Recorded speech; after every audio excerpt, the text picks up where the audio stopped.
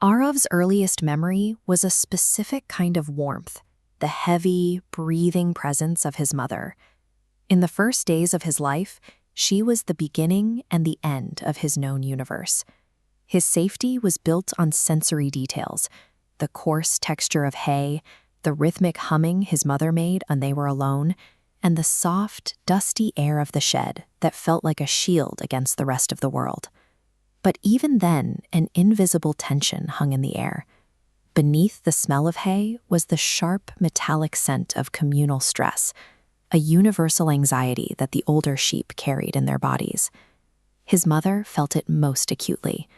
She would nuzzle him, whispering for him to stay close, her voice carrying the weight of a world she knew he wasn't yet ready to see. Arav watched her with wide, innocent eyes.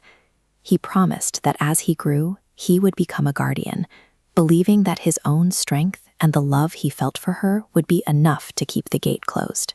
His mother only offered a sad, tired smile. She looked at his small frame and understood that in this place, the strength of a bond meant nothing against the physical weight of the people who owned the shed. At this stage, Arav's world was a bubble of false security. He was a living creature defined by his connections, completely unaware that to the people outside, he was already being calculated as a unit of production. That bubble burst the morning the heavy wooden gate creaked open. The soft humming of the flock was instantly drowned out by the rhythmic thud of boots and the sharp, barked commands of humans. Arav watched from his mother's side as the first sheep was grabbed. He saw the rough handling and the fast, aggressive movement of the shears, misinterpreting the frantic struggle as a fight for life itself. He pressed into his mother, begging her to intervene, but she remained frozen. For the first time, Arav saw the limit of her protection. She was as powerless as he was to stop the hands moving through the flock. As time passed, the fear didn't fade. It became a permanent resident of the shed. He watched his relatives return from the shearing floor with their bodies trembling and their eyes glazed, their social bonds replaced by a quiet, individual withdrawal.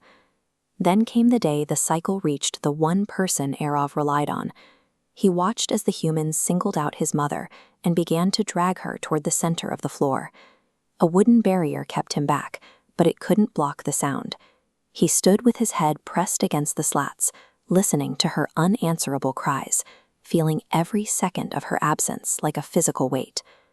The silence that followed her return was different than the silence before. Arav no longer looked at the gate with curiosity.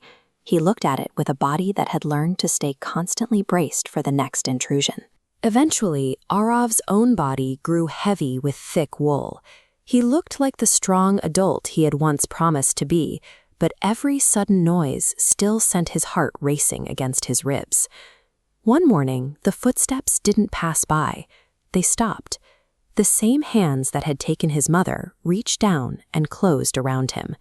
The grip was absolute. Despite his size, Arav was easily overpowered, his hooves sliding uselessly across the floor as he was dragged forward to the center of the shearing area. Then came the shock of the metal. It was cold against his skin, followed immediately by a sharp, dragging pain as the blades moved too fast and too deep, ignoring the contours of his body. He let out a high, panicked cry, a sound meant to signal his distress to anyone who would listen. He was trying to communicate the basic fact of his sentience, that he was alive and feeling every cut.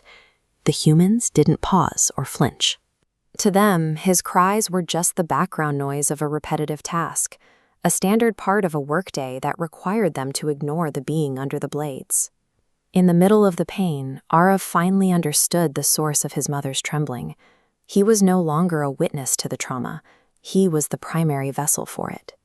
The shearers finished and moved to the next animal before Arav had even found his footing. They left him behind like a finished project, showing that the process wasn't designed to acknowledge his life, only to extract from it.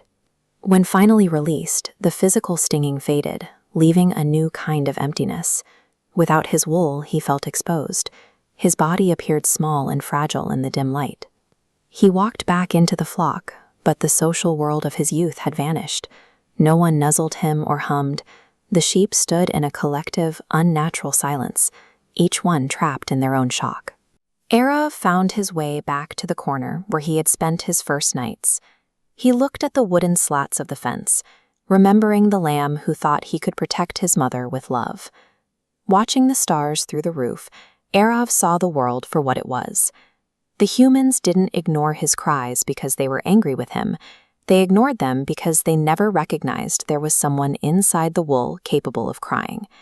This was the weight he would carry from now on, the knowledge that while the humans were blind to his inner life, his capacity for love, fear, and pain remained entirely, agonizingly real. As the sun rose the next morning, the gate creaked open again. The cycle continued, leaving Eirav as a silent observer, a living soul whose story remains unheard by the hands that hold the shears.